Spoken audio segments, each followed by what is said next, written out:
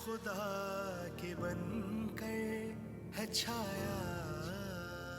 عرفان رمضان، عرفان رمضان، عرفان رمضان، عرفان رمضان، عرفان رمضان، عرفان رمضان، عرفان رمضان، عرفان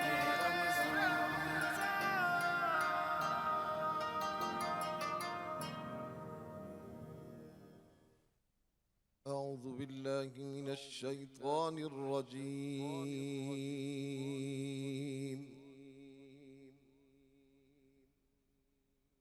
بسم الله الرحمن الرحيم.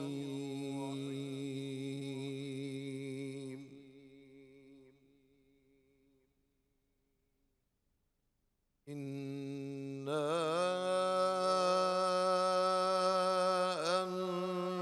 أنزلناه في ليلة القدر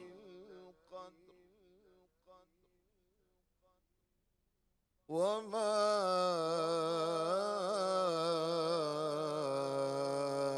أدراك ما ليلة القدر.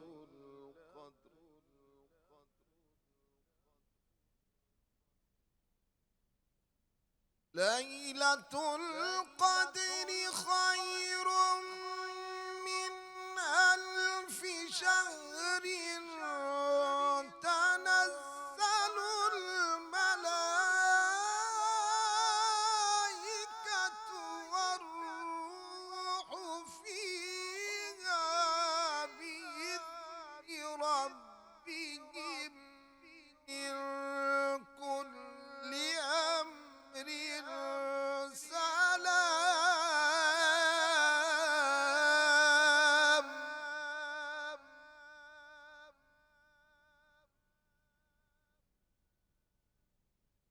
سلام هي حتى مطلع الفجر. صدق الله العظيم. سبحان اللہ. اللہ کے نام سے جو بڑا مہربان نہایت رحم کرنے والا ہے. بے شک ہم نے اس کو شب قدر میں نازل فرمایا. اور آپ کو کیا معلوم شب قدر کیا ہے؟ شب قدر 1000 مہینوں سے بہتر ہے. اس میں فرشتے اور روح نازل ہوتے ہیں اپنے رب کے حکم سے ہر کام پر. وہ صبح روشن ہونے تک سلامتی کی رات ہے. سلامتی ہے ان آنکھوں پہ جو ہدایت پہ نظریں جمائے بیٹھی ہیں، ان کانوں پہ جو ذکر خیر کے منتظر رہتے ہیں، اور ان قدموں پہ جو ہدایت کی راہ پہ گامزن ہے. السلام علیکم ورحمۃ اللہ وبرکاتہ. تمام تعریفیں خدائے بزرگ و برتر کے لیے جو وحد اللہ شریک ہے، نہ کوئی ثانی نہ کوئی ہمسر. درود لامحدود محبوب رب الودود، راحت اللہ شکین، مراد المشتاقین، حضرت محمد مصطفیٰ، آپ کی آل پاک، آپ کے جانثار انصار اور اصحاب پر. ضرمن آپ دیکھ رہے ہیں عرفان رمضان کی خصوصی نشریات، جسے ہم شب قدر کی فضیلت، رحمت، برکت اور سعادت کے ساتھ لیے بیٹھے ہیں. میں آپ کا میزبان محمد اویس ربانی تہہ دل سے آپ کو کہتا ہوں خوش آمدید. آج کی رات ایک انوکھی رات ہے. یہ سعادت والی تو ہے مگر یہ عبادت والی بھی ہے. کچھ کھڑے ہو کے عبادت کر رہے ہیں، کچھ بیٹھ کر، کچھ تسبیح، کچھ ذکر، کوئی الگ انداز اپنائے ہوا ہے. آج ہم نے اس رات کا آغاز علم کی اور معرفت کی اس خوبصورت سی محفل سے کیا ہے. ضرمن پروردگار نے ہر شے کو فضیلت دی ہے کسی دوسری شے کے اوپر. بعض اوقات کچھ مہینوں کو افضلیت حاصل ہے کچھ مہینوں کے اوپر. بعض اوقات کچھ مقاموں کو حاصل ہے کچھ مقاموں کے اوپر. اسی طرح انسانوں میں سب سے افضل بھی ایک انسان موجود ہے جسے ہم رحمت للعالمین سید البشر کہتے ہیں. ایسے ہی تمام راتوں میں ایک فضیلت والی رات شب قدر کی رات ہے. اس کا اندازہ کوئی 83 سال اور 4 مہینے کی سعادتوں اور رحمتوں اور عبادتوں سے زیادہ بڑھ کے ہے. اللہ رب العزت نے واضح فرما دیا کہ اس میں فضیلت ہی فضیلت ہے. اور پھر اس کا پہلا انداز یہ ہے کہ اس کے حوالے سے استفہام اختیار کیا گیا. تم کیا جانو یہ رات کیا ہے؟ اللہ اکبر. یعنی جب فضیلتوں کا آغاز ہو، بیان ہو اور لہجہ بھی رب تعالیٰ کا ہو، تو پھر اس رات کی اہمیت کی گفتگو ہوتی ہے.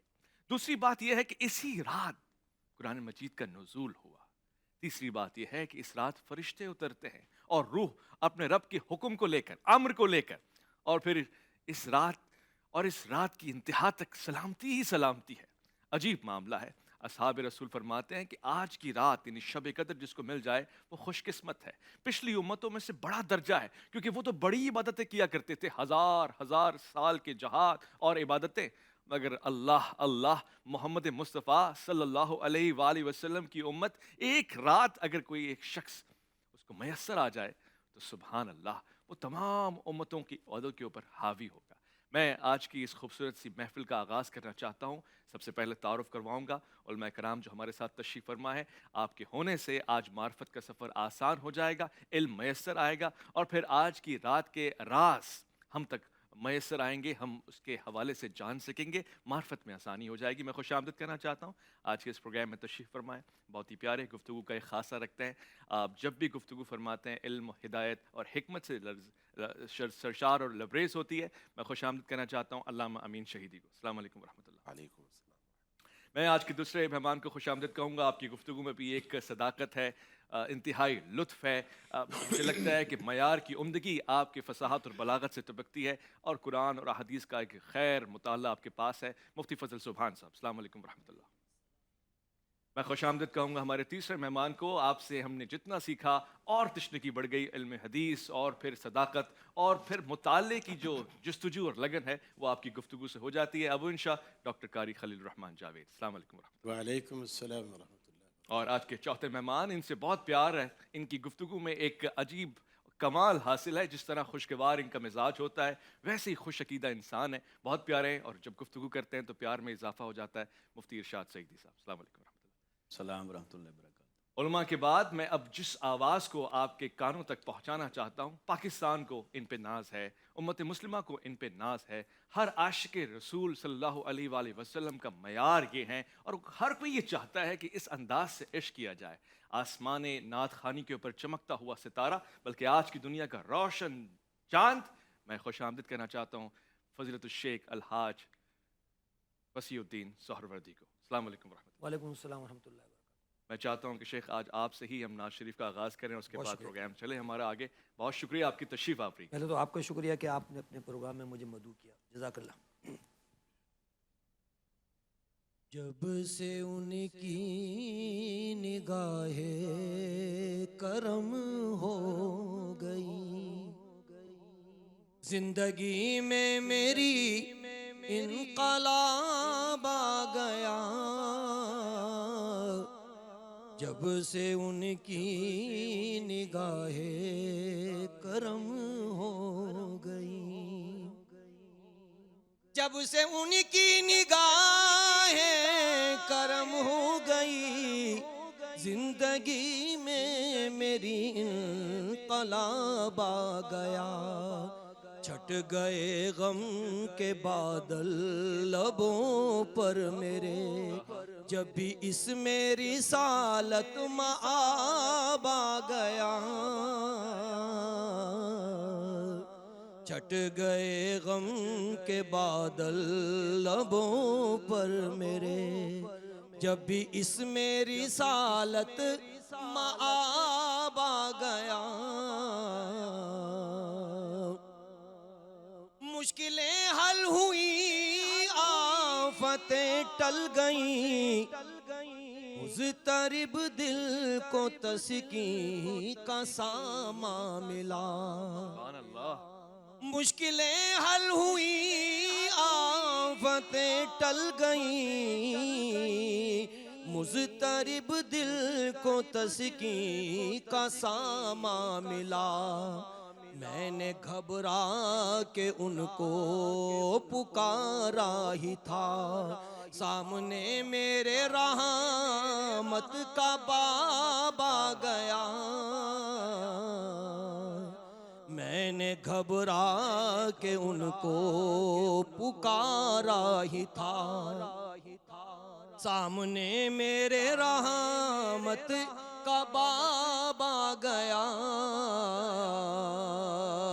کیسے تعظیم ان کی بجا لاؤں میں، کس قرینے سے توقیر ان کی کروں، کیسے تعظیم ان کی بجا لاؤں میں، کس قرینے سے توقیر ان کی کروں۔ تھا اسی سوچ میں دفعتاً سامنے میرے دستور الکتاب آ گیا، تھا اسی سوچ میں دفعتاً سامنے میرے دستور الکتاب آ گیا، جس نے ان پر پڑھا صدق دل سے درود، جس نے بھیجا محبت سے ان کو سلام، جس نے ان پر پڑھا صدق دل سے درود، جس نے بھیجا محبت سے ان کو سلام، مصطفیٰ نے اسے آپ خود سن لیا، مصطفیٰ کا اسے خود جواب آ گیا، مصطفیٰ نے اسے آپ خود سن لیا، مصطفیٰ کا اسے خود جواب آ گیا۔ رات معراج کی قاب قوسین پر اللہ اللہ وہ منظر ملاقات کا، رات معراج کی قاب قوسین پر اللہ اللہ وہ منظر ملاقات کا، روبرو ان کے وہ بے خطر آ گئے، سامنے ان کے رب بے حجاب آ گیا، روبرو ان کے وہ بے خطر آ گئے، سامنے ان کے رب بے حجاب آ گیا، تذکرہ ان کے روئے منور کا جب اہل دل کی زبان سے ہوا اے ریاض، تذکرہ ان کے روئے منور کا جب اہل دل کی زبان سے ہوا اے ریاض، روشنی اسی کی یوں دل میں اتری میرے، جیسے اس میں کوئی آفتاب آ گیا، روشنی اسی کی یوں دل میں اتری میرے، جیسے اس میں کوئی آفتاب آ گیا، جب سے ان کی نگاہ کرم ہو گئی، زندگی میں میری انقلاب آ گیا۔ کیا بات، سبحان اللہ، یہ موج تبسم ہے کہ رنگوں کی دھنک ہے، یہ عکس متانت ہے کہ ٹھہرا ہوا موسم، یہ شکر کے سجدے ہیں یا آیات کی تنزیل، یہ آنکھ میں آنسو ہے یا الہام کی رمجم، دور و نزدیک کے سننے والے وہ کانے لالے کرامت پہ لاکھوں سلام۔ یہ خوبصورت آواز تھی اور ایک مختصر سا وقفہ، لوٹ کر آئیں گے، گفتگو کا آغاز ہوگا اس خوبصورت شب میں، آپ کا انتظار ہے۔ عرفان رمضان، عرفان رمضان،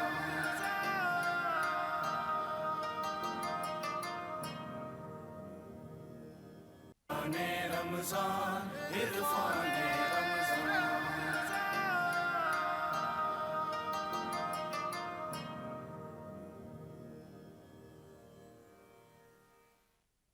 خوش آمدید۔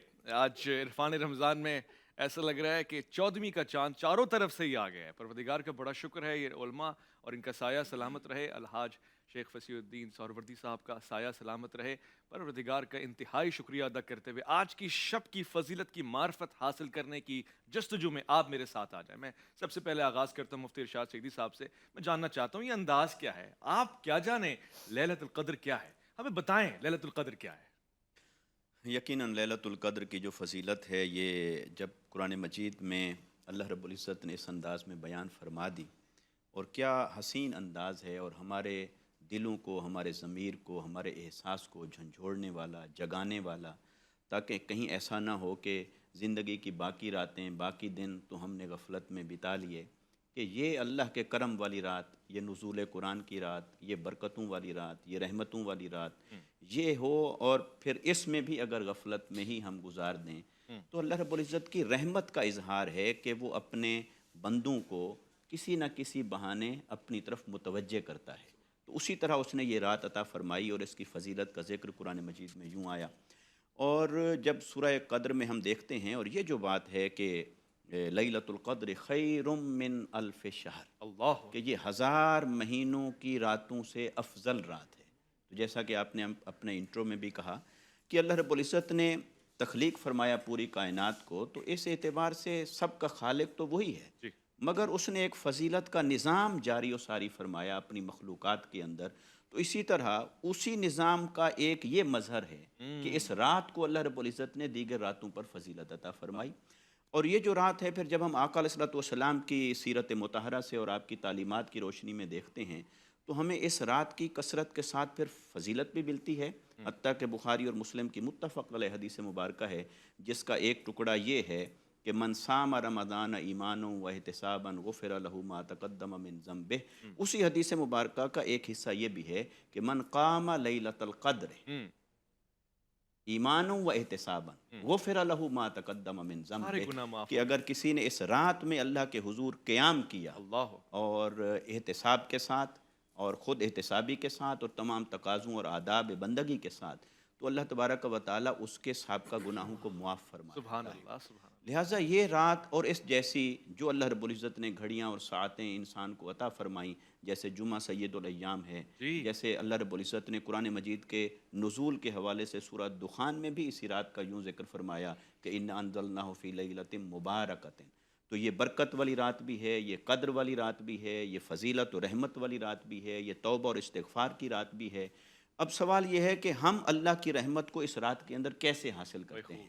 کیا ہم رسموں کے ذریعے سے اسے حاصل کرنے کی خواہش رکھتے ہیں، یا اللہ کی عبادت اور بندگی میں ڈوب کر ہم توبہ اور استغفار کے راستے پر چل کر اس قرب کو پانا چاہتے ہیں جو اللہ رب العزت اس رات کے ذریعے سے ہمیں عطا فرمانا چاہتا ہے؟ سبحان اللہ۔ مفتی فضل زبان صاحب، کتنی پیاری گفتگو ہو رہی ہے، رات کی فضیلت اور اس کا مقام، اور پھر ظاہر اس کی منزلت ہے، واضح ہو گیا۔ پچھلی امتوں سے زیادہ نعمتیں ہمیں حاصل ہو گئی ہیں۔ اب سوال یہ ہوتا ہے کہ اس نعمتوں کو حاصل کیسے کریں، اپنے دامن میں کیسے بھریں، پتہ کیسے لگائیں کہ کون سی رات ہے، طاق رات میں سے کون سا لمحہ ہے، کیا نشانی ہے اس رات کی؟ نحمدہ و نصلی علی رسولہ الکریم۔ سب سے پہلے تو ہم یہ سمجھیں کہ اس کو لیلۃ القدر کہا جاتا ہے۔ اس کو قدر والی رات کون فرما رہا ہے؟ اس نقطے کو اگر ہم سمجھ لیں تو اس رات کی فضیلت اور اہمیت ہم پر واضح اور آشکارا ہو جائے۔ پھر دوسری بات یہ ہے کہ یہ رات ہمیں کیوں ملی؟ رسول اللہ صلی اللہ علیہ وسلم نے جب اپنی امت کی کم عمر کا ذکر کیا تو یہ ایک خصوصی اسپیشل پیکج تھا کہ آپ کی امت کی جو ایوریج عمر ہوگی مابین 60 الی 70، 60 سے 70 سال ہوگی، جبکہ گزشتہ امتیں 200-300 سال اور کئی سو سال تک وہ پلک جھپکائے بغیر عبادت کرنے والے لوگ گزرے تھے، بنی اسرائیل کا ایک آدمی۔ تو فرمائیں آپ کی امت کو کچھ گھڑیاں، کچھ ساعات، کچھ لمحات، کچھ دن، کچھ راتیں، ایسی کچھ نسبتیں ملے گی کہ اس کی وجہ سے یہ بلندیوں کا سفر بہت جلدی طے کر لیں گے۔ اور دوسری بات یہ ہے کہ رسول اللہ صلی اللہ علیہ وسلم نے فرمایا تحروا لیلۃ القدر فی العشر الاواخر، کہ اس لیلۃ القدر کو تلاش کرنا ہے آخری عشرے میں، اور ایک روایت میں الفاظ فی السبع الاواخر بھی ہے، آخری 7 راتوں میں اس کو تلاش کرنا ہے۔ اور عبداللہ ابن مسعود رضی اللہ عنہما تو یوں فرماتے ہیں کہ جو پورا سال قیام کرے گا، راز و نیاز کرے گا، اس کو یہ لیلۃ القدر والی رات نصیب ہو جائے گی۔ اب لیلۃ القدر کی رات نصیب کیسے ہو؟ اس کو ہم یوں سمجھے کہ یہ تعیین ہم سے کیوں اٹھائی گئی؟ کہ جب اللہ کے رسول صلی اللہ علیہ وسلم تشریف لائے اور صحابہ آپس میں کسی بات پر بحث کر رہے تھے تو اس کی وجہ سے اس کی تعیین اٹھا لی گئی، اشارہ کر دیا اس بات کی طرف کہ یہ جو ہمارا آپس کا اختلاف ہوتا ہے، یہ جو حسد کینہ اور بغض ہوتا ہے، اس کی وجہ سے کتنی بڑی نسبتوں سے ہم محروم رہ گئے۔ صحیح۔ ابو دجانہ رضی اللہ عنہ صحابی رسول ہے، جی۔ مرض الوفات میں ہے، نزع کی حالت ہے، لوگ عیادت کے لیے آئے۔ عموماً اس کنڈیشن میں آدمی ہیبت زدہ ہوتا ہے اور چہرے کا رنگ زرد ہو جاتا ہے، لیکن حدیث کے الفاظ وَوَجْهُ يَتَحَلَّل، ان کا چہرہ چمک رہا تھا، دمک رہا تھا، نورانیت تھی، روحانیت تھی۔ تو لوگوں نے پوچھا کہ یہ کیا ماجرا ہے؟ فرمانے لگے 2 کام میں نے کیے، كنت لا اتکلم فیما لا یعنینی، میں نے بے فائدہ بات کبھی نہیں کی۔ من حسن اسلام المرء ترکہ ما لا یعنی، اسلام کی خوبی یہ ہے کہ لا یعنی چیزوں کو چھوڑ دے۔ اور دوسری بات، کان قلبی سلیما للمسلمین، میرا دل مسلمانوں کے لیے حسد کینہ اور بغض سے صحیح سالم ہے۔ خود رسول اللہ صلی اللہ علیہ وسلم نے فرمایا میں یہ چاہتا ہوں کہ میں اس حال میں دنیا سے پردہ کروں کہ میرے دل میں تمہارے لیے کسی کے بارے میں بھی یہ چیزیں نہ ہو۔ آپ دیکھیں اس رات کو کیا کہا گیا؟ سلامتی والی رات۔ ایک مفسرین میں سے ایک مفسر نے لکھا سالمۃ لا یستطیع الشیطان ان یعمل فیہا سوءا، یہ رات سلامتی والی اس سینس میں ہے کہ شیطان کو اس میں کوئی برا کام کرنے کی ہمت نہیں ہوتی۔ اور دوسرا مطلب سلامتی کا یہ ہے کہ اس میں رات، ساری رات سلامتی نازل ہوتی ہے، اللہ کی رحمت نازل ہوتی ہے۔ اللہ آسمان دنیا پر آ کر کہتے ہیں حل میں مستغفر ہے کوئی مغفرت کا طلبگار، حل میں مسترزق ہے کوئی رزق مانگنے والا، حل میں مبتلا ہے کوئی مصیبتوں کے بھور میں مبتلا، کہ اس رات میں وہ عبادت کرے گا تو اس کی کشتی پار لگ جائے گی۔ اسی لیے اس رات کی قدر کو ہم سمجھے اور اس رات کو قیمتی بنائیں، اور اسی لیے بیٹھیں کہ آج سمجھ کے جائیں گے۔ اللہ تعالیٰ نے اگر ہمیں نصیب کر دیا ہے آج تو انشاءاللہ معرفت کا یہ سفر منزل تک پہنچے گا۔ قاری صاحب، تنزل الملائکۃ والروح، یہ ملائکہ اور روح کیا الگ الگ مخلوق ہیں؟ یہ کون ہیں؟ کس امر کو لے کے داخل ہو رہے ہیں، نازل ہو رہے ہیں، اور کیا اسباب ہیں اس کے؟ جزاکم اللہ۔ روح ہے تو ملائکہ میں سے، لیکن ملائکہ کا سردار ہے۔ اچھا، یعنی روح سے مراد سیدنا جبریل امین ہے۔ جبریل علیہ السلام جب اترتے ہیں اس رات میں، ان کے ہاتھ میں بعض روایات میں آتا ہے کہ ایک جھنڈا ہوتا ہے، بیت اللہ کی چھت پر لا کے گاڑ دیتے ہیں، اور پھر پوری جو ان کے ساتھ فرشتوں کی ایک معیت اور جماعت ہوتی ہے، وہ جہاں جہاں یہ رات ہوتی ہے وہاں وہاں وہ پھیل جاتے ہیں۔ جو لوگ عبادت میں مصروف ہوتے ہیں ان کو وہ دعائیں دیتے ہیں، اور جو دعائیں مانگ رہے ہوتے ہیں ان کی دعاؤں پہ وہ آمین کہتے ہیں۔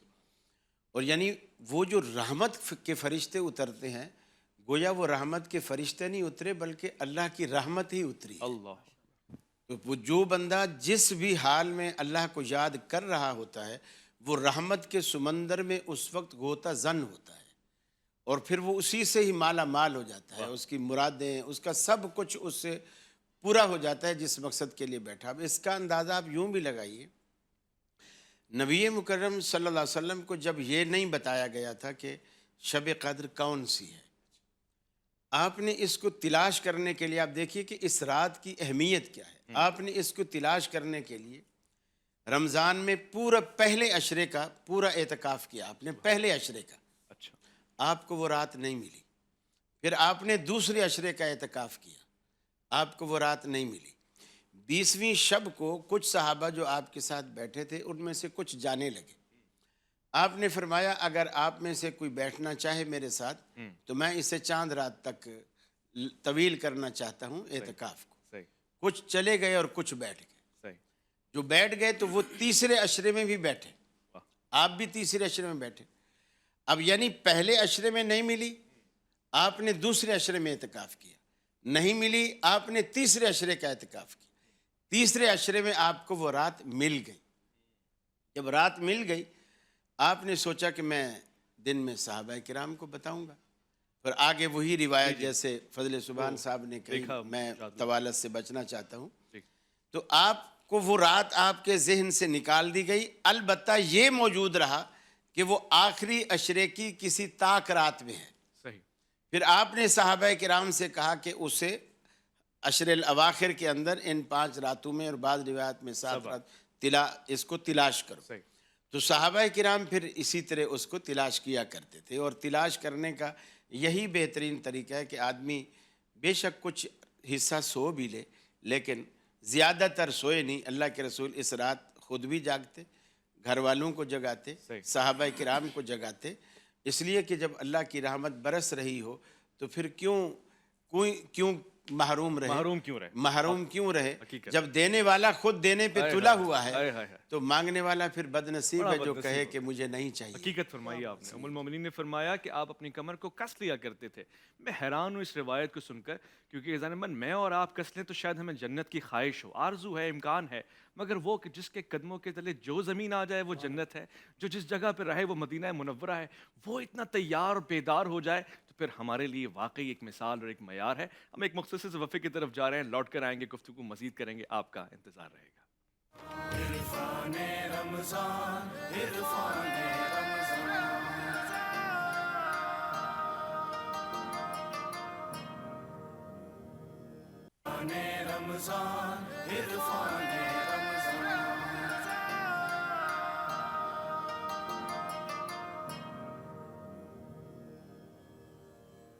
اللہ اللہ، یہ ہاتھ، یہ کونین کی تقدیر کے اوراق، یہ خط، یہ خد و خال رخ مصحف و انجیل، یہ پاؤں، یہ مہتاب کی کرنوں کے معبد، یہ نقش قدم بوسگائے رفرف و جبریل، آج انہی میں آپ کو رکوع اور سجود نظر آئے گا. اللہ کے رسول صلی اللہ علیہ وآلہ وسلم رات بھر قیام فرما رہے ہیں، ذکر فرما رہے ہیں، تسبیح فرما رہے ہیں. آپ کی زبان مبارک پہ معاف کر دینے اور معافی مانگ لینے کا حکم ہے. ام المومنین کو بھی یہی ارشاد فرما رہے ہیں. لہٰذا آج آپ کے دل پاک صاف ہونے چاہیے اور آپسی معاملات میں معافی سے کام لینا ہے. یہ تو پہلے روز آپ کو حضرت عبداللہ بن مسعود نے بتا دیا تھا کہ ہمارا انداز استقبال رمضان الکریم یوں ہوا کرتا تھا کہ دلوں میں آپس کی بغض، کینہ، حسد، یہ سب مٹ جایا کرتا تھا، پاک اور صاف دل ہو جایا کرتے تھے. اسی طرح رمضان الکریم کا استقبال ہوتا تھا. مگر ابھی بھی کوئی کسر رہ گئی ہے تو یہ وہ رات ہے. پاک کر لیں، صاف کر لیں. دیکھیں رب کتنی نعمتیں عطا کرنے کو تیار ہے. علامہ امین شہیدی صاحب، گفتگو یہاں پر آ کے ٹھہرتی ہے کہ وہ امر کیا ہے جو اس رات فرشتے روح لے کے نازل ہو رہے ہیں. یہ کیا شے ہے بھلا؟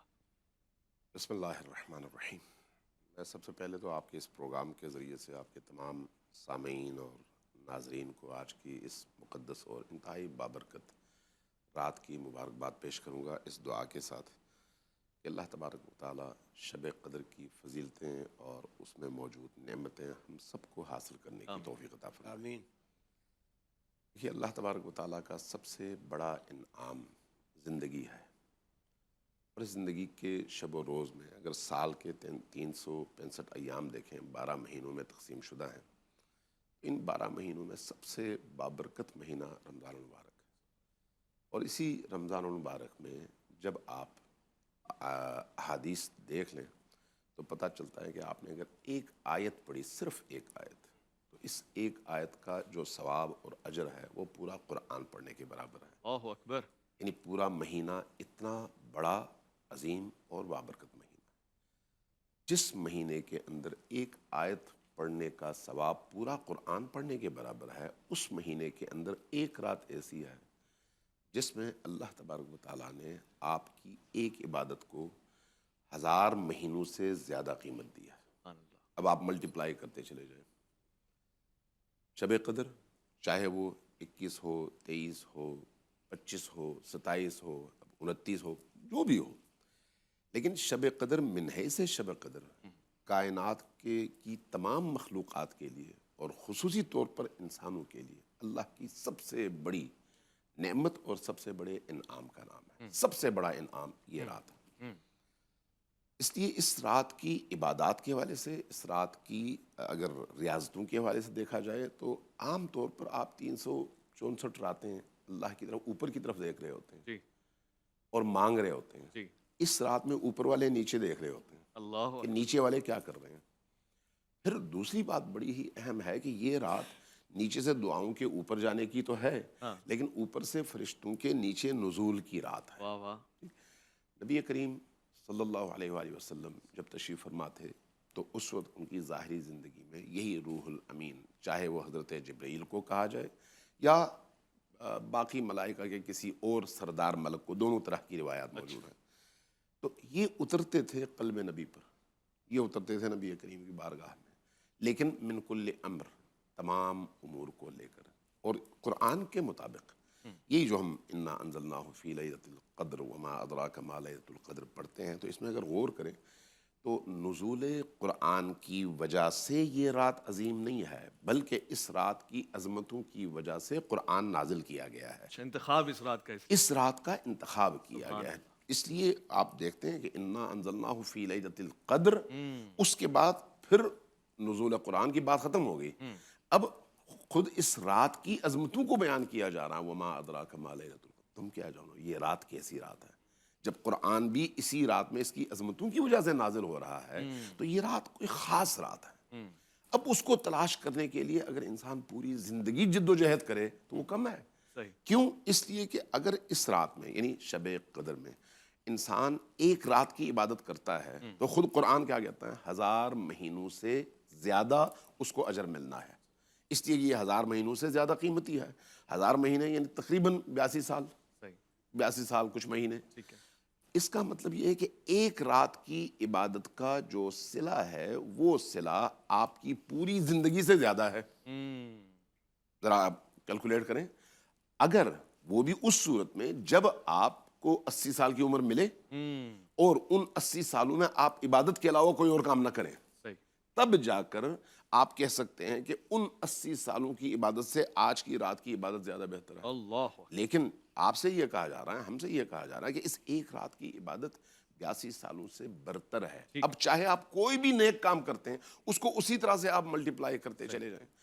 اس رات میں ہوتا کیا ہے؟ فرشتے زمین پر نازل ہوتے ہیں. ٹھیک ہے. کیا لے کر نازل ہوتے ہیں؟ تمام مخلوقات کی ضرورتوں کو لے کر، ان کے مقدرات کے فیصلے لے کر، اچھا. ان کی قسمت میں اگلے سال کے لیے جو اللہ کی طرف سے ان کو روزی ملنے والی ہے، وہ تمام فیصلے لے کر. اب سوال یہ ہے کہ وہ روزی کیا ہے؟ سانسیں روزی ہے، صحت روزی ہے، توفیق، کسی عبادت کی توفیق وہ روزی ہے، کوئی نیکی کی توفیق وہ روزی ہے، آپ کا ایک گھونٹ پانی پینا یہ روزی ہے، آپ کی آنکھوں کا دیکھنا یہ روزی ہے، آپ کے کان کا سننا یہ روزی ہے. کون سی ایسی چیز ہے جو رزق کے دائرے سے باہر ہو؟ ٹھیک ہے. تو وہ تمام کی تمام چیزیں لے کر، یعنی ان کے فیصلے لے کر کہ اس ایک سال میں اس بندے کو اللہ نے کیا کیا چیزیں عطا کرنی ہیں، وہ فیصلے لے کر نازل ہوتے ہیں فرشتے. اور روح الامین نازل ہوتے ہیں ان تمام فرشتوں کے ساتھ. اب وہ فرشتے کون سے فرشتے ہیں؟ 2 4 10 20 فرشتے ہیں؟ نہیں. آپ اگر روایات اور احادیث کا جائزہ لیں تو احادیث بتاتی ہیں کہ ہر کام پر فرشتہ مامور ہے.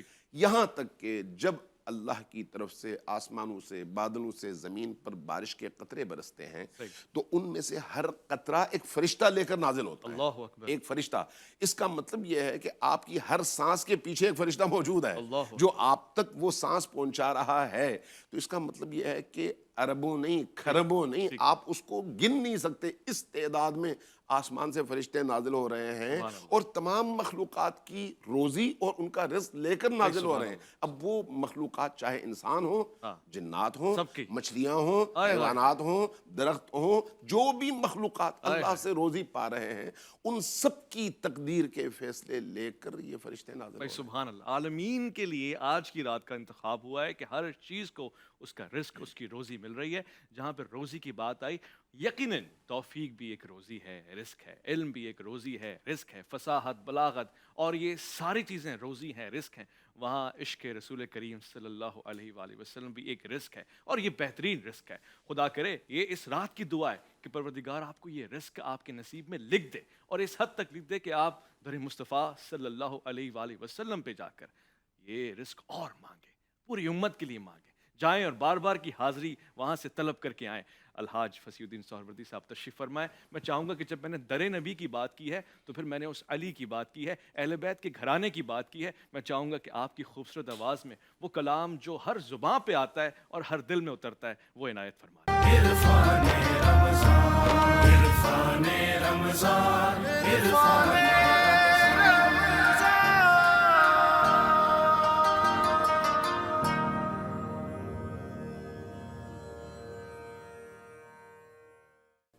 عروس شب کی زلفیں تھی ابھی ناشنا خم سے، ستارے آسماں کے بے خبر تھے لذت رم سے، لکھا تھا عرش کے پائے پہ ایک اکسیر کا نسخہ، چھپاتے تھے فرشتے جسے چشم روح آدم سے، ہوئی جنبش عیاں ذروں نے لطف خواب کو چھوڑا، گلے ملنے لگے اٹھ اٹھ کے اپنے اپنے ہمدم سے، جستجو جس گل کی تڑپاتی تھی اے بلبل مجھے، خوبی قسمت سے آخر مل گیا وہ گل مجھے، پروردگار کی نعمت، اس کا کرم، اس کی خاص عطا کہ آج کی رات کو شب قدر کی راتوں میں سے ایک نسبت حاصل ہے۔ کوشش ہے، آپ نے یقیناً کوشش کی ہے کہ 21، 23، 25 اور آج 27ویں کی شب کو عبادت کریں گے، البتہ لیلۃ الجائزہ کو بھی آپ نے نہیں چھوڑنا ہے۔ یہ تمام راتیں ایسی ہیں کہ جس میں آپ نے مغفرت طلب کرنی ہے، اپنے لیے، مومنین کے لیے، تمام امت کے لیے اور بالخصوص پاکستان کے لیے۔ مفتی ارشاد سیدی صاحب، آپ کے ہونے سے میں فیض حاصل کرنا چاہتا ہوں، اس رات کو رسالت مآب صلی اللہ علیہ وسلم کن چیزوں کو اہمیت دیا کرتے تھے، اصحاب رسول کا کیا کام ہوا کرتا تھا، اور کس چیز کی آپ نے تاکید فرمائی ہے، اور وہ کون لوگ ہیں جو اس رات بھی نہیں بخشے جا رہے؟ اللہ یقیناً بہت اہم بات ہے۔ دیکھیے حضور نبی اکرم صلی اللہ علیہ وسلم کی سیرت مطہرہ سے جو بات ہمیں ملتی ہے، آقا علیہ الصلوۃ والسلام، اس میں سب سے افضل عمل تو قیام ہے، جسے آپ نے فرمایا، اور چونکہ نماز کے اندر جب کھڑے ہوتے ہیں تو قیام بھی آ گیا، رکوع بھی ہے، سجدہ بھی ہے، اس میں تلاوت کلام مجید بھی آ گئی، تسبیح بھی آ گئی، حمد بھی آ گئی، عجز و انکسار بھی آ گیا۔ تو چونکہ نماز کی صورت میں جب عبادت کی جاتی ہے، نفلی عبادات بھی، تو وہ ایک جامع العبادات ہے۔ تو آقا علیہ الصلوۃ والسلام اس میں قیام فرمایا کرتے تھے، اور پھر قیام کے ساتھ ساتھ پھر قرآن مجید کی تلاوت ہے۔ قرآن مجید کی تلاوت بھی آقا علیہ الصلوۃ والسلام کثرت سے فرمایا کرتے تھے، حتیٰ کہ جبرائیل امین آپ کے ساتھ قرآن مجید کا دور فرماتے ہیں، اور جب آقا علیہ الصلوۃ والسلام کی حیات ظاہری کا آخری سال مبارک تھا تو 2 بار جبرائیل امین نے قرآن مجید کا دور فرمایا۔ تو تلاوت قرآن اور قیام، پھر اس کے ساتھ ساتھ تسبیحات ہیں، اللہ رب العزت کے ذکر کے کلمات جو قرآن مجید میں آئے، جو احادیث مبارکہ میں آئے، تو اللہ کی حمد اور تسبیح پر مشتمل جتنے بھی کلمات خیر ہیں، وہ سب کے سب اگر کوئی اس کا عدد مقرر کر لیتا ہے تب بھی کوئی حرج نہیں، وہ تقرر اور تعین حدیث میں آیا اس سے لے لے، اور کوئی ویسے بے حساب ہی پڑھتا رہے تو اللہ کے ساتھ کیا حساب کرنا۔ واہ واہ تو اس لیے وہ تسبیح اور عبادت جس شکل میں کرتا رہے وہ اللہ کی بارگاہ میں مقبول عمل ہے۔ اب دیکھیے یہاں پر ایک خاص بات جس کی طرف میں اپنے آپ کو اور اپنے سامعین کو متوجہ کرنا چاہتا ہوں، کہ بنیادی طور پر تو انسان مکلف ہوا اللہ کی عبادت اور بندگی کا، مگر اس کی رحمت اور اس کا کرم دیکھیے کہ اس نے یہیں مکلف کر کے ہمیں چھوڑ نہیں دیا کہ میں نے تمہیں مکلف کر دیا اپنی عبادت اور بندگی کا آپ کرو، بلکہ وہ ہماری مدد فرما رہا ہے، ہائے ہائے سبحان یعنی اللہ، ہماری مدد فرما رہا سبحان ہے۔ اللہ۔ جیسے بلا تشبیہ اور بلا مثال کوئی بچہ چل نہیں سکتا، آپ اسے انگلی پکڑ کے چلاتے ہیں ہائے کہ ہائے۔ چلو تمہیں سہارا دیتے ہیں، تھوڑا چل کے دکھاؤ، تو آپ اسے چلا رہے ہوتے ہیں۔ تو بلا تشبیہ اور بلا مثال مکلف تو انسان ہے عبادت اور بندگی کا، وما خلقت الجن والانس الا لیعبدون، مگر وہ کس طرح اس عبادت اور بندگی کی راہ پر ہمیں چلانے کے لیے ہماری مدد فرما رہا ہے۔ اور مدد کیسے فرمائی؟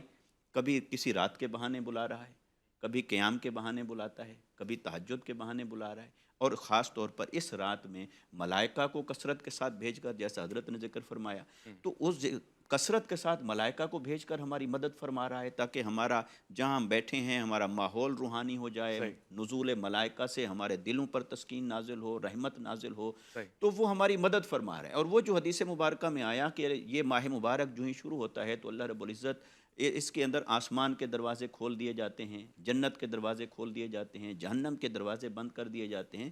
اس سے بھی ہمارے مفسرین اور محدثین نے یہی مراد لیا ہے کہ نیکی کے راستے آسان ہو جاتے ہیں۔ جنت اور دوزخ میں تو یعنی فزیکلی تو کوئی دخول کا معاملہ نہیں ہے کہ کوئی جنت میں داخل ہو رہا ہے یا جہنم میں داخل ہو رہا ہے، مگر اس سے مراد یہ ہے کہ اللہ تبارک و تعالیٰ ان اعمال کو ہمارے لیے آسان بنا دیتا ہے جو جنت کی طرف لے جانے والے ہیں، ان اعمال سے رکاوٹ پیدا کر دیتا ہے جو جہنم میں جانے کا سبب بن سکتے ہیں۔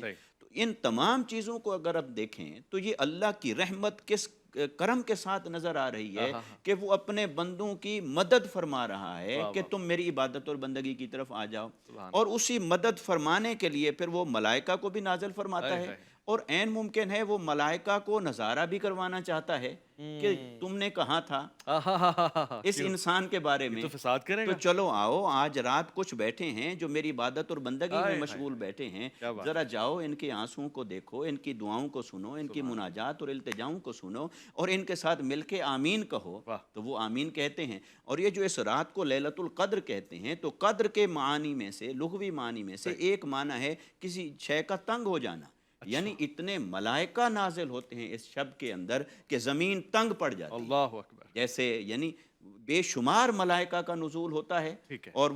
اور یہ جو عمومی ذکر کی مجالس ہیں ان کے بارے میں بھی ملتا ہے، اور اس رات میں تو قرآن مجید میں آ گیا، تو نزول ملائکہ اتنا ہوتا ہے کثرت کے ساتھ کہ جگہ تنگ پڑ جاتی ہے، اس وجہ سے بھی اسے قدر کی رات کہتے ہیں۔ تو کاش ہم اس کی قدر کر پائیں، اور اگر ہم نے اس کی قدر کر لی تو قدر والے ہو جائیں گے۔ سبحان اللہ، آپ نے اس کی قدر و قیمت کو بہترین انداز سے بیاں فرما دیا، پروردگار کا بڑا شکر ہو گیا۔ اس گفتگو میں ایک خاصہ ہے، وہ کہتے ہیں کہ سمندر سے ملے پیاسے کو شبنم بخیلی ہے، یہ رضا کی نہیں ہے۔ تو علامہ صاحب کی گفتگو سے میں نے بہت کچھ حاصل کر لیا، ذرا سی ایک شفقت کی طلب ہے مجھے مفتی فضل سبحان صاحب، وہ لوگ کون ہیں جو آج بھی نہیں بخشے جا رہے؟ بسم اللہ الرحمن الرحیم۔ جو کلام حضرت نے پڑھا جی، تو اس نے میرے اندر ایک ہلچل سی واہ مچا واہ دی واہ، سبحان اللہ۔ کہ ہم پنچ تن کے غلام تو ہیں، ہاں۔ لیکن پاک تنوں کے غلام بھی۔ سبحان اللہ۔ جو تمام صحابہ اکرام رضی اللہ عنہم اجمعین تھے، جن کے تن پاک تھے، قلوب ان کے پاک تھے، تو ہم ان سب کی غلامی پر ناز کرتے ہیں۔ حضرت علی رضی اللہ عنہ کا ایک واقعہ اور فضیلت مجھے یاد آئی، جی چاہ رہا ہے کہ اس مبارک رات میں اس مبارک ہستی کا تذکرہ ہو۔ یہ عبادت ہے ان کا ذکر۔ ایک دفعہ اللہ کے رسول صلی اللہ علیہ وسلم نے حضرت علی رضی اللہ عنہ کو صحابہ کے مقام پر کسی کام کے لیے بھیجا، تو حضرت علی رضی اللہ عنہ تھوڑا لیٹ ہو گئے، اور اللہ کے رسول صلی اللہ علیہ وسلم نے عصر کی نماز پڑھ لی۔ اتنے میں حضرت علی رضی اللہ عنہ آئے تو آقا نے ان کی گود میں اپنا سر رکھ دیا۔ کتنی مبارک گود تھی، اللہ اکبر، جس میں آقا نے اپنا سر رکھا، اور آقا اس میں سو گئے۔ بعض روایات میں آتا ہے کہ آپ پہ وہی نازل ہو رہی تھی۔ تو حضرت علی رضی اللہ عنہ نے ابھی تک عصر کی نماز نہیں پڑھی ہے، اور اپنی گود کو حرکت دیں گے تو آقا کی نیند ڈسٹرب ہو جائے گی، آقا کے آرام کا اتنا خیال ہے۔ اتنے میں سورج ڈوب گیا، حضرت علی رضی اللہ عنہ کچھ نہ کہہ سکے۔ آقا جب بیدار ہوئے، علی رضی اللہ عنہ فرمانے لگے میں نے نماز نہیں پڑھی، سورج ڈوب گیا۔ تو اللہ کے رسول کے الفاظ سنیے گا، آپ نے فرمایا اے اللہ، اگر علی فی طاعتک و طاعت رسولک، اگر یہ آپ کی اطاعت اور آپ کے رسول کی اطاعت میں تھا، اور دوسری جگہ فرمایا احتبس بنفسہ علی نبی، علی نے اگر اپنے آپ کو آپ کے نبی کی محبت میں روکا ہے تو آپ بھی سورج کو لوٹا دیں۔ حضرت علی کی نماز کو پورا کرنے کے لیے اللہ نے سورج کو لوٹا دیا، رد الشمس ہو گیا۔ اور یہ واقعہ اس کو امام طحاوی نے شرح مشکل الآثار کے اندر لکھا، امام طبرانی نے اس کو معجم الاوسط کے اندر لکھا، قاضی ایاز رحمۃ اللہ علیہ نے اس کو شفا کے اندر لکھا، جلال الدین سیوطی رحمۃ اللہ علیہ نے اس کو خصائص کبریٰ کے اندر لکھا۔ تو جب حضرت علی رضی اللہ عنہ کو یہ مقام ملا، ہم بھی ان کی نسبتوں کے امین بن جائے، پھر ہمیں ایسی موت آئے گی، حضرت نے اشارہ کیا جیسے سعد بن معاذ رضی اللہ عنہ کو موت آئی، اہتز لہ عرش الرحمن، اللہ کا عرش خوشی سے جھوم اٹھائے، آقا پنجوں کے بل چلنے لگے۔ کسی نے پوچھا اتنی رش تو نہیں ہے؟ فرمایا سعد کے جنازے میں شرکت کرنے کے لیے، سعد کو پروٹوکول دینے کے لیے اتنے فرشتے آئے ہیں، زمین تنگ پڑ گئی ہے، پاؤں رکھنے کی جگہ نہیں ہے، کیونکہ سعد وہاں جا رہے تھے، وہاں خوشیاں منائی جا رہی تھی۔ تو ہم بھی ایسی موت مانگے کہ موت کو آنا اچھا لگے، ہمیں جانا اچھا لگے۔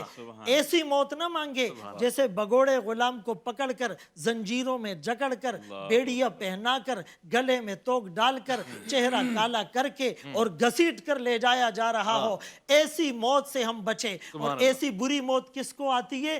بخشش سے محروم کون ہوتے ہیں؟ جن کے دل میں حسد حسد ہوتا ہے، اور جو مسلمانوں کو تکلیف پہنچاتے ہیں، جو والدین کے نافرمان ہوتے ہیں، شراب کو کثرت سے پیتے ہیں، قطع رحمی کرتے ہیں، شلوار ٹخنوں سے نیچے لٹکاتے ہیں، تو یہ جو بدقسمت اور گناہگار لوگ ہیں، اس برکت والی رات میں بھی ان کی بخشش اور ان کی مغفرت نہیں ہوتی۔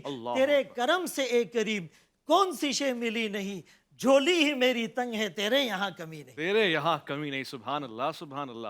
اللہ رب العزت کا پیار دیکھیے، آج کی رات مغفرت کے دروازہ کھول رکھا ہے، بخشش کے لیے صدائیں دی جا رہی ہیں۔ جیسے کہ مفتی صاحب نے فرمایا، اگر آپ تیار نہیں ہیں تو پھر آپ تیاری پکڑ لیں، رات کا پہر ابھی باقی ہے، معرفت میں ابھی اور اضافہ ہونا باقی ہے۔ ایک مختصر سی وقفے کی طرف جا رہے ہیں، لوٹ کر آئیں گے، مناجات بھی سنیں گے، آج پروردگار سے گڑ گڑا کے مانگیں گے، علم اور معرفت والی عبادت ہونے کو باقی ہے، آپ کا انتظار رہے گا۔ رمضان عرفان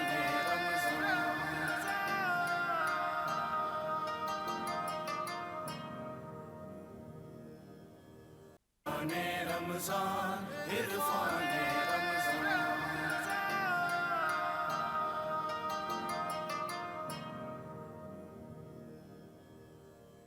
من خوش آمدید، برکتوں والی رات، سعادتوں والی رات، اور اللہ رب العزت نے یہ نعمت آپ کو اس لیے عطا فرمائی کہ آپ رحمت للعالمین صلی اللہ علیہ وآلہ وسلم کی امت میں سے ہیں۔ سارے جہان کی رحمتیں ایسے آپ کی جھولی میں رکھ دی ہیں، اور پروردگار ہمیں وہ طاقت، وہ توانائی عطا فرمائے کہ آج ہم رکوع اور سجود میں کھڑے ہوں، ذکر کریں۔ میں نے ایک خوبصورت سا کلام سننا ہے، مگر اس سے قبل ڈاکٹر قاری خلیل الرحمن جاوید صاحب کے یہاں تشریف فرمائے، ظاہر ہے تھوڑی سی تشنگی جو باقی رہ گئی وہ مٹا لوں، اس رات کو مزید سمجھنے کی کوشش کروں، اور یہ سوال بھی پوچھ لوں کہ صحابہ کرام رضوان اللہ تعالیٰ اجمعین کا کیا انداز ہوتا تھا اس رات کو لے کے، کیسے گڑ گڑاتے تھے، کیسے مانگتے تھے وحد اللہ شریک سے، اور کیسے عطائیں ہوتی تھیں۔ اگر وقفہ پہلے لے لیں اور ان سے نعت بھی سن لیں تو پھر چونکہ میری گفتگو تھوڑی سی ہوتی ہے پھر کٹ جاتی ہے۔ نہیں کٹے گی، کٹے گی، مجھے پتہ ہے، نہیں کٹے آپ یہ سن میں لیں ذمہ نعت۔ داری لیتا ہوں۔ پھر چونکہ مجھے تھوڑا سا آج فضل سبحان صاحب کے اندر قریشی صاحب کی روح بھی آپ نظر آئی ہے، وضاحت کریں۔ تو اس لیے نہیں آپ کر لیں پھر اچھا، انشاءاللہ میں آج تو قریشی کا ذکر ہو رہا ہے، یہ یعنی اپنا مطالعہ کریں گے نا، کر لے آپ، گھبرائیں نہیں۔ کر لیں، آپ دیکھ کے کر لیں، پہلے مطالعہ کر لیں۔ نہیں، مطالعہ تو میں نے کر لیا، بس صرف مجھے حوالہ چیک کرنا تھا اور تو کوئی بات نہیں۔ حوالہ چیک کوئی مطالعہ ہی ہوگی۔ انہوں نے اس کا اعتراف کر لیا کہ وہ حوالہ چیک کرنے لگے۔ ٹھیک ہے، بات اچھی ہے۔ میں پھر کوشش کرتا ہوں کہ ہم مناجات کی طرف آئیں، اور اس دوران میں نے ایک خواہش یہ رکھی ہے کہ وہ دعا ایسی ہے کہ دل کو لرزا دیتی ہے اور آنکھوں سے عرق جاری ہو جاتا ہے۔ وہ کون مانگ رہا ہے؟ وہ مانگ رہا ہے جو اتباع رسول میں ہر گھڑی آگے آگے رہا۔ مفتی فضل سبحان صاحب فرما رہے ہیں کہ جس کی آغوش میں کائنات کی رحمت سمٹی ہوئی ہے، وہ مانگ رہا ہے۔ وہ کیا کہہ رہا ہے؟ مولا یا مولا انت الحی وانا المیت فہل یرحم المیت الا الحی۔ مولا رب کریم، تو زندہ میں مردہ، مردوں پہ کون رحم کرتا ہے، مرحوم پہ کون رحم کرتا ہے سوائے وہ کہ جو زندہ ہو۔ تو ہے زندہ اور ہمیشہ زندہ۔ میں چاہوں گا کہ فصیح الدین سہروردی صاحب آج اپنے خوبصورت انداز سے کلام پیش فرمائیں۔ الہام کی رم جھم کہیں، بخشش کی گھٹا ہے، یہ دل کا نگر ہے کہ مدینے کی فضا ہے، رگ رگ نے سمیٹی ہے تیرے نام کی فریاد، رگ رگ نے سمیٹی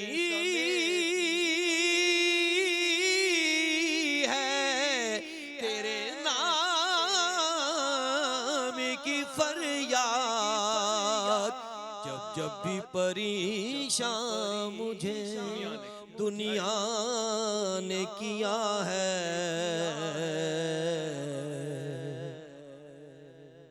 جب بھی پریشان مجھے دنیا نے کیا ہے، اب اور بیان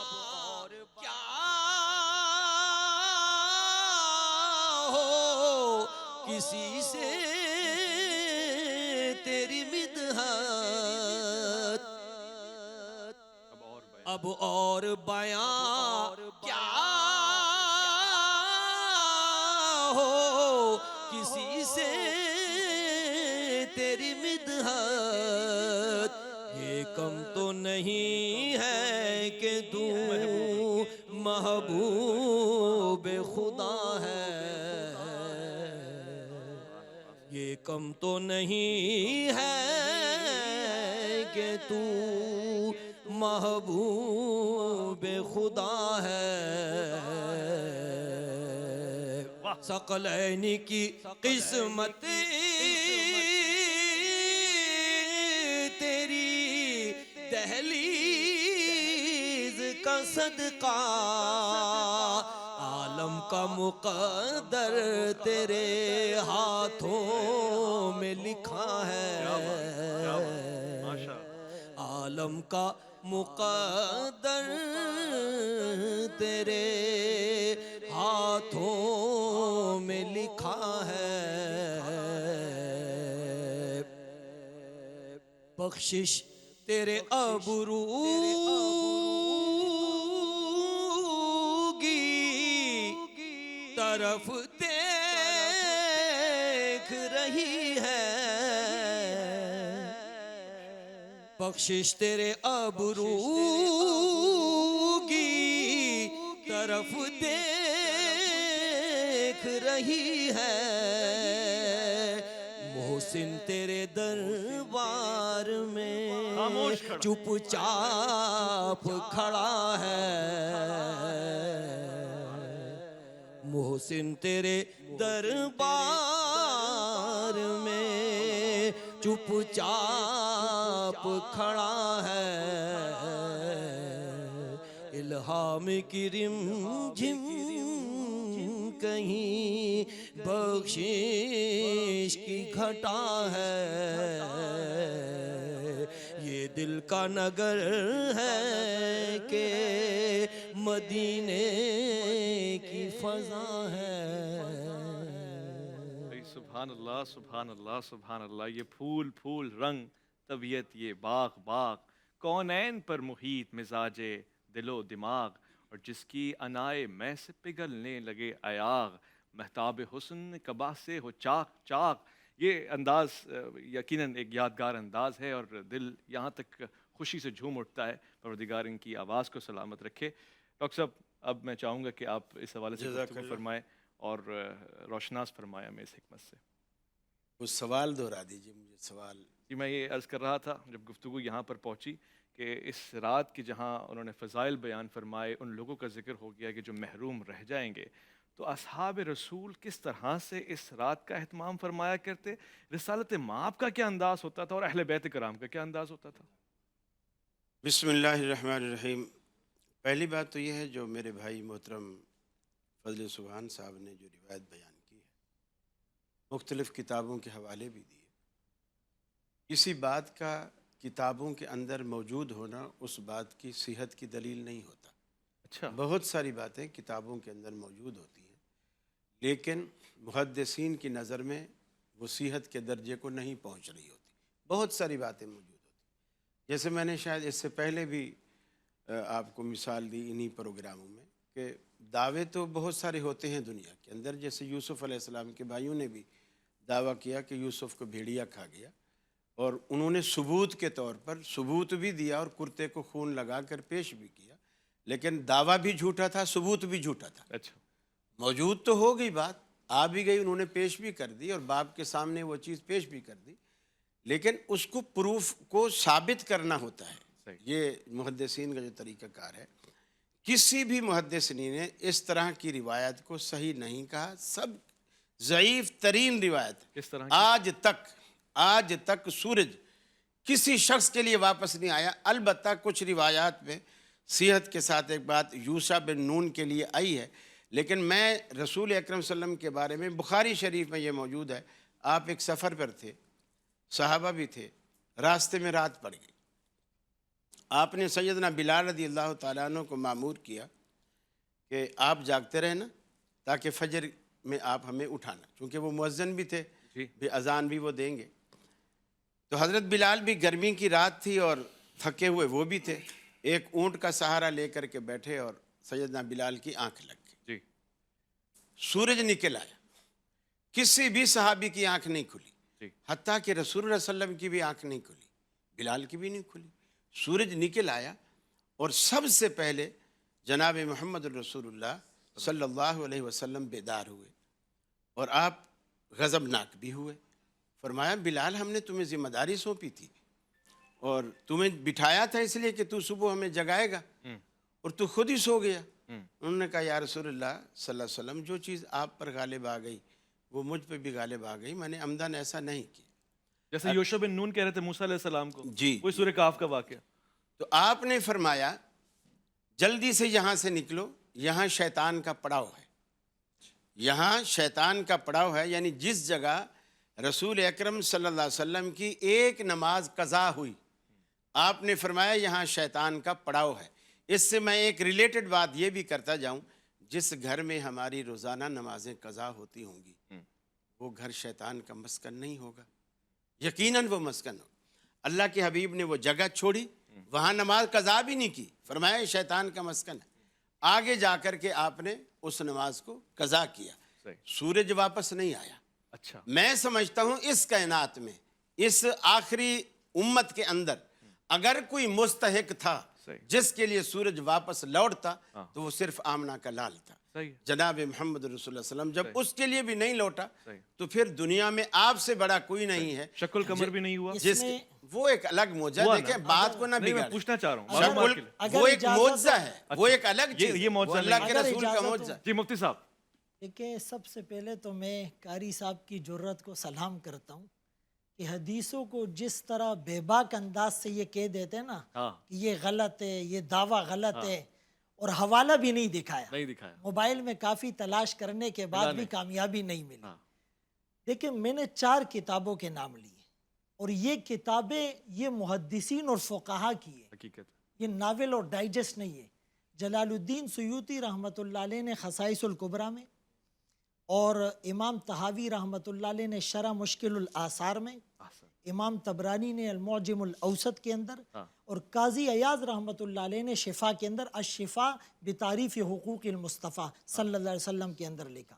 اور پھر- امام پھر- ذہبی نے میزان الاعتدال میں جی ماشاء اللہ، ایک اور حوالہ آ گیا۔ ابن تیمیہ پانچ ہو رحمۃ گئے۔ اللہ علیہ نے منہاج السنہ میں اس حدیث کو ضعیف کہا، تو اس پر النہر الفائق کے اندر ان حضرات نے لکھا ہے کہ ان لوگوں کا ضعیف کہنا غلط ہے، اور پھر اس پر جو عون اور جو فضیل بن مرزوق کی روایت پر اعتراض تھا اس کا جواب دیا ہے، اچھا اور اس کو حسن کے ساتھ ذکر کیا ہے۔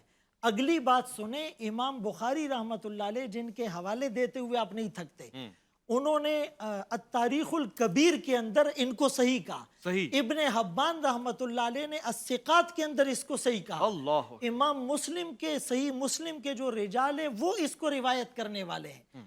تو خدا را تھوڑا سا خوف خدا ہو، اور آپ یہ کہہ سکتے ہیں کہ میرے مطالعے میں نہیں ہے، یا مجھ تک جو راوی یا سند پہنچی ہے اس میں اس کو صحیح نہیں سمجھتا۔ جہاں تک آپ نے کہا کہ اگر یہ سعادت ملتی تو صرف آمنہ کے لال عبداللہ کے نور نظر کو ملتی، یہ سعادت اب بھی انہی میں انہی کو ملی، انہی کے حکم پر سورج لوٹایا گیا ہے۔ وہی واہ، حضرت علی رضی اللہ عنہ کی فضیلت اپنی جگہ پر، لیکن حکم کس کا تھا؟ آمنہ کے لال الفاظ کا۔ کس کے تھے؟ فرددہو کے الفاظ ہے۔ تو یہ بالکل صحیح روایت ہے، اور زیادہ محدثین نے اس پر کلام کیا ہے۔ باقی دیکھیں حضرت علی رضی اللہ عنہ کی شان کو بیان کرنا، اس پر ہمیں حیرت اور تعجب نہیں ہونا چاہیے۔ پتہ نہیں کیوں ہم تو ہر صحابی کو، میں نے تو اتنی بڑی بات کی، ہم 5 تن کے غلام بھی ہیں سارے اور تن پاک، تنوں کے اور غلام یہ بھی بھی قاری ہیں۔ صاحب کا جملہ ہے، میں اس پہ داد دیتا ہوں قاری صاحب کو۔ پتہ نہیں کیسے عمران سیریز پڑھ رہے ہیں آج کل، کیا پڑھ رہے ہیں؟ میں لوٹ کر آؤں، ایک مختصر سا وقفہ ہے، عرفان رمضان میں آپ کا انتظار ہے۔ رمضان عرفان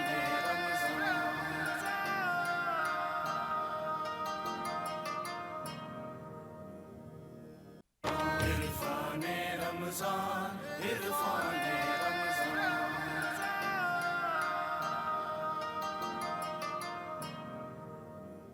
غالباً خوش آمدید۔ آج ہم شب قدر، جس کو قدر والی رات کہیں، رحمت والی رات کہیں، برکت والی رات کہیں، سعادت والی رات کہیں، اور پھر یہ جو کچھ بھی آپ کہہ رہے ہیں تحقیق سچ کہہ رہے ہیں۔ اللہ رب العزت نے یہ شان، یہ عظمت، یہ رحمت رحمت للعالمین صلی اللہ علیہ وآلہ وسلم کی امت کے لیے مختص فرما دی ہے. تمام لوگ آج اسی بات کا ذکر فرما رہے ہیں. لمحہ لمحہ قیمتی ہے، معرفت کا یہ سفر جاری و ساری ہے. علامہ امین شہیدی صاحب، میں اس رات کو سمجھنے کی کوشش کر رہا ہوں. بھی مفتی صاحب نے بہت اچھی گفتگو فرمائی، حوالہ دیا، رد الشمس کی بات آ گئی ہے. میں نے پھر سے وہ سوال سمجھنے کے لیے پوچھنا ہے، اہل بیت کرام اس رات کو کس طرح سے لے کے چلتے تھے، کیا کیا عبادتیں کرتے تھے جو آج ہم اپنا لیں اپنی زندگی میں، تو شاید ہم بھی ان کے غلاموں میں شامل ہو جائیں. بسم اللہ الرحمن الرحیم. دیکھیے، پچھلے سیگمنٹ میں مفتی سبحان صاحب نے ایک بات کی اور اس کے جواب میں پھر انہوں نے قاری خلیل صاحب نے ایک بات کی، لیکن جس جارحانہ انداز میں بات کی وہ مناسب نہیں تھا. میں یہ التجا کروں گا کہ اگر آپ کو کسی اور کی بات سے کسی طرح کا اختلاف ہو تو آپ اتنا کہہ سکتے ہیں میرے ہاں ثابت نہیں ہے، بس کافی ہے.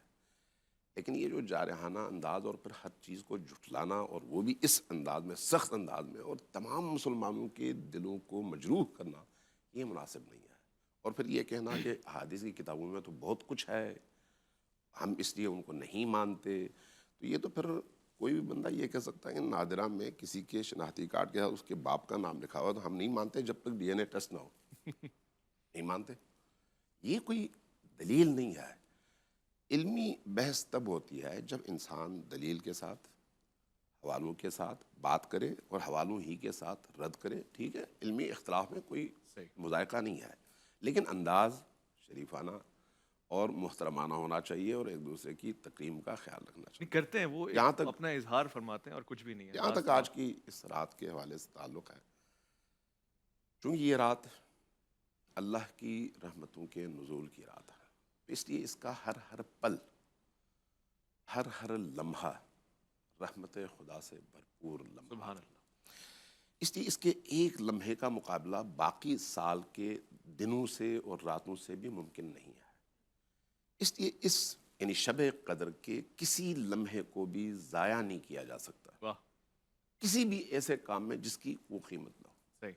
لہذا ہمیں رسول کریم صلی اللہ علیہ وآلہ وسلم کی سیرت میں، اور اسی طرح سے آپ کی اہل البیت کی سیرت میں، اور آپ کے ان صحابہ کرام کی جن کی زندگی رسول کریم کی اس زندگی کا عکس نظر آتے ہیں، جب ہم وہاں پر مطالعہ کرتے ہیں تو ہمیں ان راتوں میں وہ ہستیاں ہمیشہ یا رکوع میں نظر آتی ہیں، یا سجود میں نظر آتی ہیں، یا قیام میں نظر آتی ہیں. بے شک. ایک دوسرا، ان کے ہاں ہمیں جو عمل نظر آتا ہے وہ ہے قرآن کریم کی تلاوت، زیادہ سے زیادہ، خصوصاً سورہ دخان، جی، سورہ روم، اور اسی طرح سے بعض دیگر صورتیں جن پر بہت عنکبوت.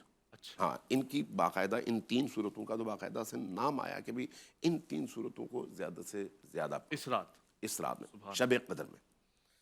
اسی طرح سے قرآن کو اپنے چہرے کے سامنے کھول کر رکھنا اور قرآن کے واسطے سے اللہ سے دعا کرنا، اچھا، یہ بھی اس رات کی عبادات میں شامل ہے. اسی طرح سے اس قرآن کو اپنے سر پر رکھ کر، اچھا، قرآن کے سائے میں اللہ سے دعا مانگنا کہ اس قرآن کے فہم کی، ادراک کی، اور اس قرآن کی نورانیت سے اپنی روح کو نورانی کرنے کی اللہ توفیق دے.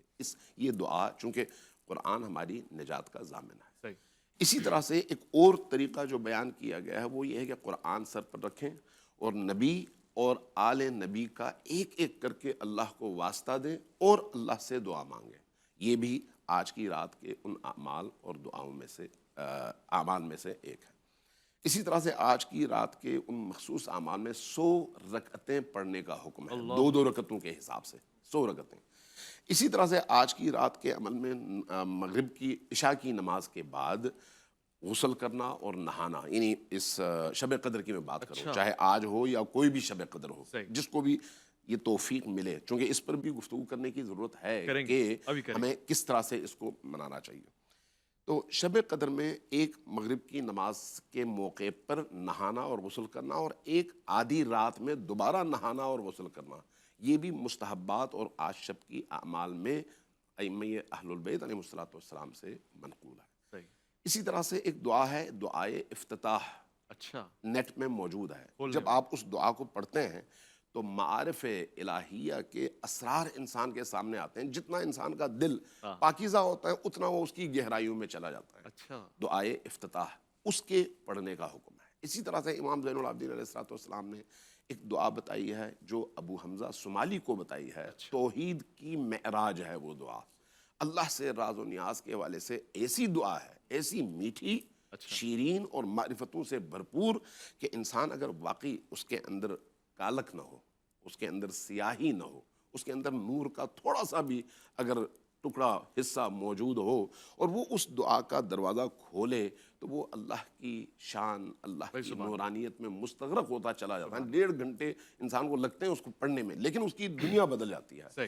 بہرحال اگر یہ سارے اعمال بجا لائے جائیں تو اس میں رات پوری کٹ جاتی ہے۔ دوسرا جو نقطہ بڑا اہم ہے وہ یہ ہے کہ ہم نے صرف اس 10 گھنٹے یا 12 گھنٹے کے ٹائمنگ کو رات سمجھا ہوا ہے اور شب قدر سمجھا ہوا ہے۔ شب قدر محیط ہے 24 گھنٹوں پر۔ اچھا، کیوں؟ اس لیے کہ زمین ایک دفعہ رات کے اس عمل سے گزرتا ہے، پھر اس کے بعد دن میں داخل ہوتا ہے۔ جہاں جہاں رات ہوتی ہے وہاں وہاں شب قدر ہے، تو اب جہاں سے آغاز ہوا اور جہاں پر اختتام ہوا اس میں 24 گھنٹے لگتے ہیں۔ تو اس لیے شب قدر جس رات ہے اس کا دن بھی اسی شب قدر میں شمار ہوتا ہے۔ وہ حتی مطلع الفجر والی بات، مطلب الفجر میں عرض کیا نا، جہاں جہاں اب دیکھیں نا، گلوب دیکھیں، سورج کی روشنی میں جہاں جہاں گلوب کی پشت آتی چلی جائے گی وہاں پر رات ہوتی چلی جائے گی۔ جہاں سے آپ آغاز کر رہے ہیں وہیں پر جب آپ اختتام کریں گے تو یہ جو نئے سرے سے سورج کا طلوع ہونا ہے یہ مطلع الفجر ہے نا۔ لیکن اس میں آپ نے پورے گلوب کا ایک چکر دیکھا ہے۔ پورے گلوب کا چکر کتنے ٹائم پر محیط ہے؟ 24 گھنٹے، 24 گھنٹے پر۔ اس لیے دن اور رات دونوں کو شمار کیا گیا ہے کہ دن میں بھی یہ عبادات کی جا سکتی ہیں، رات میں تو ظاہر ہے کرنی ہی کرنی ہے، لیکن دن میں بھی یہ عبادات کی جا سکتی ہیں۔ مفتی صاحب چونکہ آخری لمحات ہمارے پاس رہ گئے، ایک تو آپ اس پہ بیان بھی دینا چاہ رہے تھے کوئی وضاحت کے ساتھ، دوسرا یہ کہ میں یہ سمجھنا چاہتا ہوں کہ 27ویں شب کو ہی ایک خاص مقام حاصل ہے یا دیگر راتوں کو بھی شب قدر سمجھنا چاہیے؟ دیکھیے 27ویں شب کو لیلۃ القدر کہا جائے اس کی کوئی واضح اور صریح دلیل موجود نہیں، جیسا کہ احادیث مبارکہ کا ذکر کیا علماء کرام نے اور میں نے بھی عرض کیا، بخاری اور مسلم کی اور صحاح کی جو روایات ہمیں ملتی ہیں وہ آخری عشرہ کی طاق راتیں 5 اور 7 راتوں کا بھی ذکر آیا، تو لہٰذا اس رات کا تعین موجود نہیں۔ اچھا، تو البتہ یہ کہ اگر کسی جگہ پر کسی کو اگر ایسی نشانیاں ملیں جو نشانیاں اس کی بیان کی گئیں اور انہوں نے بیان کر دیا تو وہ ان کی اپنی رائے ہے، مگر یہ کہ عشرہ پورا جو ہے اس کی طاق راتوں میں اس کو تلاش کیا جائے۔ حضرت بایزید بستامی کا ہے قول، آپ پہ اللہ کی رحمت ہو، کہ خدا کی قسم یہی وہ رات ہے 27ویں شب، 2 مرتبہ مجھے اس میں بزرگوں نے یہ بھی لکھا کہ یہ رات ان 5 راتوں میں یا 7 راتوں میں روٹیٹ کرتی ہے۔ اچھا، روٹیٹ کرتی ہے۔ اس میں یہ بھی ہو سکتا ہے کہ مختلف لوگوں کے لیے اللہ رب العزت نے اس رات کو مختلف بنایا ہو۔ اچھا، اور جیسا کہ علامہ صاحب ذکر فرما رہے تھے جو 24 گھنٹے کا، اس میں یہ ہے کہ جہاں جن لوگوں پر رات ہے ان کے لیے تو وہ برکات لیلۃ القدر کی ہیں، جہاں دن طلوع ہو گیا پھر وہ رات جن کے لیے ہے، پھر وہ ان کے لیے ہے۔ گویا کرۂ ارضی کے لیے تو آپ کہہ سکتے ہیں کہ 24 گھنٹے اس کی برکات اور رحمات کا نزول ہو رہا ہے، مگر جن افراد پر وہ رات ہے تو وہ رات میں مطلب وہ دن کی روشنی میں تو نہیں کہہ سکتے کہ لیلۃ اس کا بھی یہ ہے۔ باقی جو بات میں عرض کرنا چاہ رہا تھا اس حوالے سے کہ دیکھیے جو رد شمس کا واقعہ ہے وہ کتابوں میں مذکور ہے، مگر جو حضرت نے بات کی کہ بھی روایات ثابت ہیں یا ثابت نہیں ہیں، میں ان کی بات کو بھی کلیتاً رد نہیں کرتا۔ ٹھیک ہے اختلاف ہوتا ہے علماء کرام کے درمیان، مگر جو حوالہ جات موجود ہیں، حافظ ابن کثیر نے لکھا البدایہ والنہایہ میں، امام ذہبی نے لکھا میزان الاعتدال میں، اور یہ وہ حضرات ہیں جو بہت کرٹیسزم میں بہت سخت ہیں اور اس کے باوجود انہوں نے ان روایات فلٹر بڑا ٹائٹ ہے ان کا۔ اچھا، پھر میں یہ عرض کرتا ہوں کہ روایات کمزور ہو سکتی ہیں۔ اب آئیے قرآن مجید میں جب سورہ کہف کا واقعہ ملتا ہے کہ وہاں پر 309 سال تک سورج ہر روز نکلتے ہوئے بھی راستہ بدلتا ہے، ڈوبتے ہوئے بھی راستہ بدلتا ہے اصحاب کہف یعنی بنی اسرائیل کے اولیاء کے لیے۔ تو اگر ان کے لیے بدلے فضیلت کی بات ہے، حق ہے اور قرآن میں ہے، تو کیا یہ چیز اگر آقا علیہ السلام کے معجزہ کے طور پر حضرت مولا کائنات رضی اللہ تعالیٰ عنہ و کرم اللہ وجہہ الکریم آپ کے لیے سورج مبارک لوٹا دے اللہ رب العزت، تو یہ بات یعنی جو سرچشمہ ولایت ہیں امت محمدی کے اندر، اگر ان کے لیے ایک بار رد شمس ہو جائے تو یہ معجزہ کے درجہ پر ہے۔ اور دیکھیے معجزہ کی شان یہ ہے کہ وہ وہ نظام سے ہٹ کر ہوتا ہے. ایک ہوتا ہے رب کا نظام, معجزہ کہتے ہی اسی کو ہیں کہ جہاں نظام ٹوٹتا ہے. اور پھر رہی یہ بات کہ کیا یہ معجزہ ثابت ہے صحیح روایات سے یا نہیں ہے, تو آقا علیہ السلام کے سارے معجزات آپ اٹھا کے دیکھیے اور پھر بتائیے ان میں سے کتنے ہیں جو اسی طرح صحیح روایات سے آپ کو ملتے ہیں. تو کچھ کا ذکر کتب سیر میں ملتا ہے, کچھ کا کتب تفسیر میں ملتا ہے, اور محدثین نے تو حدیث کی سند اور تحقیق فوکس کیا ان چیزوں پر جو احکام اور عملی زندگی سے متعلق. ٹھیک ہے, واضح. بہت بہت شکریہ مفتی ارشاد حسین سیگی صاحب آپ کا, انتہائی شکر گزار ابو انشا ڈاکٹر قاری خلیل الرحمان جاوید صاحب آپ کا, میں شکر گزار علامہ امین شہیدی صاحب آپ کا, مفتی فضل سبحان صاحب, اللہ تعالیٰ آپ کو برکت رحمت عطا فرمائے. آج کا یہ خوبصورت سے گلدستہ اس خوبصورت سی گفتگو کے ساتھ مکمل ہونے جا رہا ہے, مگر نہیں, ابھی ایک چیز باقی ہے اور وہ میں چاہوں گا کہ اس سے ہم آج پوری محفل کو مستفید کریں. عبد الباسط یہاں موجود ہیں, آپ کی پیاری آواز میں کلام, اور اس کے ساتھ ہی ہم رخصت لیں گے آج کی رات میں. آپ نے جی ٹی وی کو خاص یاد رکھنا ہے, یہ علماء کرام جو تشریف فرمائے, ان کی صحت کے لیے, تندرستی کے لیے, عمر بالخیر کے لیے آپ نے دعا کرنی ہے. یہ میں آپ سے تقاضا کر رہا ہوں, اور یہ ناچیز بھی اگر آپ کو یاد آئے تو دعا کے چند کلمات آپ کی طرف سے آنے چاہیے. محمد اویس ربانی کو دیجیے گا اجازت, عبد الباسط کی آواز میں یہ کلام سماعت فرمائے. سائے میں تمہارے ہیں قسمت یہ ہماری ہے, سائے میں تمہارے ہیں قسمت یہ ہماری ہے, قربان دلوں جاں ہیں کیا شان تمہاری ہے, قربان دلوں جاں ہیں